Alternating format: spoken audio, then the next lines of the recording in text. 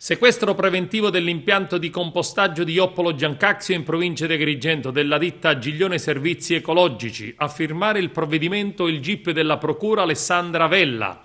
Ad eseguirlo gli agenti della Digos. Tutto parte dalle numerose lamentele degli abitanti del piccolo paesino di Collina dell'Agrigentino che hanno più volte sollecitato dei controlli. Il sequestro si è reso necessario all'esito di verifiche e perquisizioni effettuate dai poliziotti assieme ai tecnici dell'ARPA lo scorso 30 gennaio.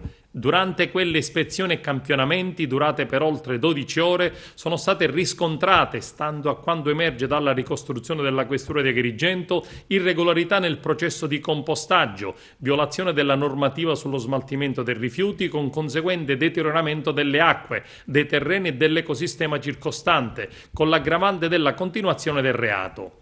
Per tali ragioni, ufficializza la questura di Agrigento, risultano indagati i titolari della ditta che gestisce l'impianto e il procuratore generale dell'impresa perché in tempi diversi depositavano in modo incontrollato i rifiuti e li immettevano nelle acque superficiali in violazione del divieto, ed ancora si legge nel provvedimento perché mediante illecito smaltimento di rifiuti cagionavano abusivamente un deterioramento significativo e misurabile delle acque, dei terreni e di tutto l'ecosistema relativo all'impianto di compostaggio.